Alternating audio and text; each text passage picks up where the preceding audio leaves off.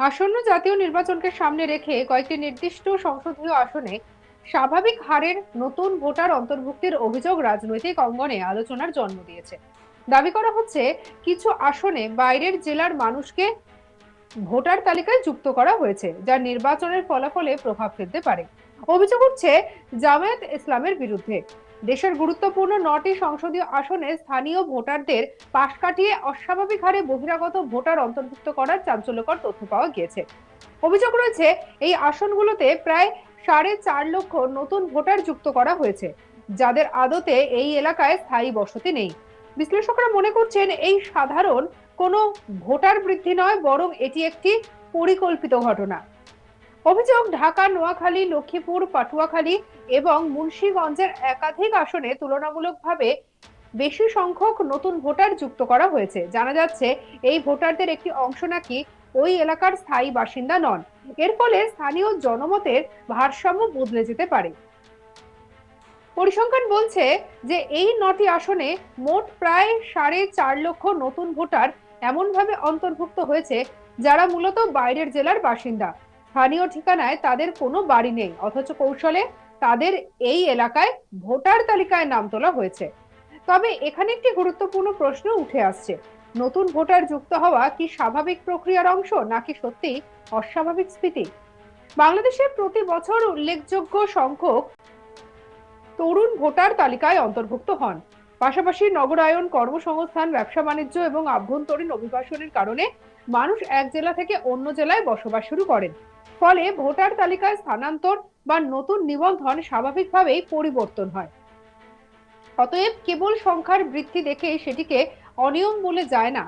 প্রশ্ন হলো, প্রক্রিয়াটি নিয়মতান্ত্রিক ছিল কিনা, রাজনৈতিক কৌশল বা সামাজিক বাস্তবতা কি? রাজনৈতিক বিশ্লেষণে কখনো কখনো ভোট ব্যাংক মাইগ্রেশন বা ভোট হিজরত শব্দ ব্যবহার করা হয়। এর অর্থ কৌশলগতভাবে নির্দিষ্ট এলাকায় সমর্থকদের স্থানান্তর বা নিবন্ধন করানো। তবে বাস্তবে এটি প্রমাণ করা অত্যন্ত কঠিন একটি কাজ, কারণ নাগরিকের যে কোনো স্থানে বসবাস বা ভোটার হওয়ায় সাংবিধানিক অধিকার রয়েছে। কেউ কর্মসূত্রে বা শিক্ষার কারণে অন্য এলাকায় গেলে সে সেখানেই ভোটার হতে পারে। একই ঠিকানায় একাধিক ব্যক্তি নিবন্ধিত হওয়া সবসময় অবৈধ নয়।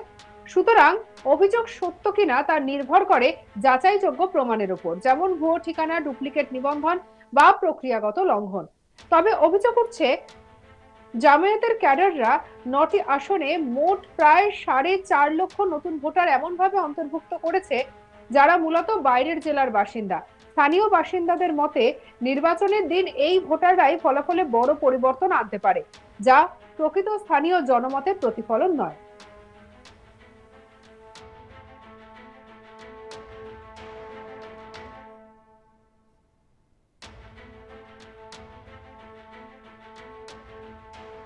এ নিয়ে বাংলাদেশের আইনজীবী নিঝুম মজুমদারের বক্তব্য শোনাবো আপনাদের।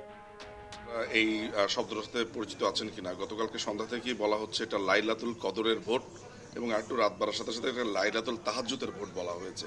এটা আসলে দুটি মুসলিম ধর্মের খুবই পবিত্র দুটি অংশ, তারপরেও মানুষ খুব সার্কাজম করে এটা বলছে, কারণ তারা গতকালকে সন্ধ্যা থেকে ভোট দেওয়া শুরু করেছে।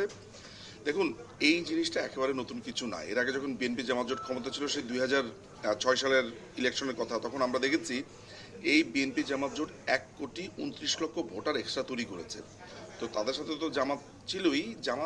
জামাতে ইলেকশনটার জন্য এমনভাবে মরিয়া হয়েছে। এই যে আপনি তথ্যটা দিলেন, প্রায় 4.5 লক্ষ ভোট এক্সট্রা।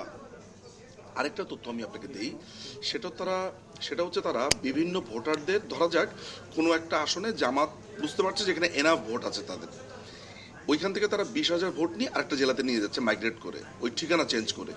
আপনি বুঝতে পারছেন যে এই পুরো ঘটনাটার জন্য প্রশাসনকে কতটা সাহায্য করতে হয়েছে। তার মানে প্রশাসন কতটা জামাত বান্ধব থাকলে, আপনি ধরা যাক যে আমরা যেই এলাকাতে দাঁড়িয়ে আছি, এখানে জামাতে ধরা যাক যে 1 লক্ষ ভোট আছে, মোর দেন এনাফ তাদের জেতার জন্য। তো দেখলো যে তাদের ওই 1 লক্ষের জায়গা থেকে আমি 20 লক্ষ নিয়ে এমন একটা জায়গাতে নিব যেখানে তাদের একটু হয়তো বা ঘাটতি আছে। এই ঘটনাগুলো তারা ঘটিয়েছে এবং তারা নতুন নতুন ভোটার তৈরি করেছে। এবং যারা বাংলাদেশ আওয়ামী লীগের ভোটার, তাদের নাম লিস্ট করেছে তারা এই গত 1.5 বছর ধরে ধরে ধরে তাদের নামে ভোট দিচ্ছে, এবং বলছে যদি ভোট না দেওয়া হয় তাহলে ইলেকশনের পরদিন তাদের বাড়িঘর সব জ্বালিয়ে দেওয়া হবে, এবং তারা বাধ্য করছে। এবং আমি জানি না যে বিএনপির কতটুকু সক্ষমতা আছে এটা ঠেকানোর জন্য, বা জামাত যেটা করছে গতকালকে রাত্রে থেকে, I feel so pity for them আসলে যে জামাতের সাথে পেরে ওঠা এদের জন্য হয়তো একটু ডিফিকাল্টি হয়ে যাচ্ছে আসলে। লক্ষ্মীপুর আমার নিজেরই জেলা আসলে। নড়বড়ে বলতে হচ্ছে যে আমি অন্ততপক্ষে আমার যে জেলা সেখানে জানি যে সেখানে জামাত বিএনপির একটা বড় ধরনের ভোট ব্যাংক আছে, সেখানে একটা বড় অংশ এক ধরনের ধর্মভিত্তিক রাজনীতির চর্চা তারা করেছে এবং মৌলবাদী আচরণ করেছে লক্ষ্মীপুর নোয়াখালীর বিভিন্ন অঞ্চলে ওই জায়গাটাতে, সেটা আমাদের জানা রয়েছে। ফলে সেইখানে তারা মনে করছে যে তাদের এই ভোটগুলোকে, তাদের আসনগুলো তাদের নিশ্চিত করতে হবে ওই সাইডটাতে। কারণ অনেকগুলো নাম আছে মৌলবাদী চরিত্র যারা বাংলাদেশের রাজনীতিতে, যাদের একটা বড় ধরনের ভূমিকা আমরা বিভিন্ন সময় ওয়াজে দেখতে পাই। সো তারা তাদের ওই বেল্টগুলো তাদের অধীনে রাখতে চায়, তাদের ভবিষ্যতের এই শক্তিটাকে সংরক্ষণ করবার জন্য। ফলে এই জায়গাতে তারা বেশি মনোযোগ হয়েছে। আমি এক্স্যাক্টলি প্রত্যেকটা আসনের কথা হয়তো বলতে পারবো না, তবে অ্যাটলিস্ট লক্ষ্মীপুর আপনি বলেছেন, নোয়াখালী বলেছেন, এইসব জায়গাতে তারা তাদের শক্তিশালী একটা সংহত করতে চায়, কারণ সেখানে বিএনপির প্রার্থীরা বেশ যথেষ্ট শক্তিশালী। বাংলাদেশে জামাতের শক্ত ঘাঁটি জেতার মতো কোথাও নাই। আজকে বাংলাদেশ আওয়ামী লীগ নাই বলে আপনি একটা চিত্র দেখতে পেলেন। বাংলাদেশ এই জামাত ইসলামীর মানে এই হোল ক্যারিয়ারে মুক্তিযুদ্ধের পর থেকে এখন পর্যন্ত ওরা সর্বোচ্চ সিট পেয়েছে 1991 সালে সম্ভবত 18টা। এছাড়া বাংলাদেশের যতগুলো ইলেকশন হয়েছে তারা ভোট পেয়েছে 2টা 3টা, দুটো মনে হয় তাদের ছিল, 3টে তারা পেয়েছে, এইভাবে পেয়েছে। তাদের সর্বোচ্চ ভোট পেয়েছিল আপনার 90s পরে যে প্রথম ইলেকশনটা হয়েছে। একটা পলিটিক্যাল পার্টি সেই ধরেন 1947 পর থেকে রাজনীতি করছে, তারা কিন্তু অনেক ওল্ডেস্ট একটা পলিটিক্যাল পার্টি। এখনো পর্যন্ত বাংলাদেশের রাজনীতিতে তাদের ভোট হচ্ছে 7%। তো রাতারাতি এত ভোট হয়ে গেল, ফলে তাদেরকে এই মেকানিজম করা ছাড়া তো কোনো উপায় নেই। এটা ঠিক যে তরুণ প্রজন্মরা নানানভাবে বিভ্রান্ত হয়েছে 5ই আগস্টের পরে, তার মানে এই না যে রাতারাতি তাদের ভোট এমন হয়ে যাবে তারা সরকার গঠন করতে পারবে। ফলে ইলেকশন ইঞ্জিনিয়ারিং করা ছাড়া খুবই দুরূহ এখানে টিকে থাকা। ফলে এটা বলবার কোনো সুযোগই নাই যে জামাত অনেক জনপ্রিয় হয়েছে, জামাতের অনেক ভোট বেড়েছে। এই মেকানিজমের কথা আপনি যেটা বলেছেন, প্রত্যেকটা আসনেই তারা এটা করেছে। আপনি তো এই 9টা আসনের কথা বলছেন, আমরা জানি তারা প্রত্যেকটা আসনে করেছে। আমাদের কাছে ভিডিও আছে যে গতকালকে 74 লক্ষ টাকা নিয়ে ধরা খেয়েছে, বিভিন্ন জায়গাতে তারা অর্থ দিচ্ছে। আপনি দেখেছেন যে, জানি না আপনি ভিডিওটা দেখেছেন কিনা, যে এক পান বিক্রেতাকে 1000 টাকা দিচ্ছে, ব্যাট কেনার জন্য 2000 টাকা দিচ্ছে। তো তারা মরিয়া হয়ে গেছে, বিকজ তারা জানে নাও অর নেভার। কারণ ইলেকশন তো আরেকটা হবে খুব শীঘ্রই, এটা আপনারাও জেনে রাখেন। ওই ইলেকশনে তো জামাতের আর কোনো অস্তিত্ব থাকবে না।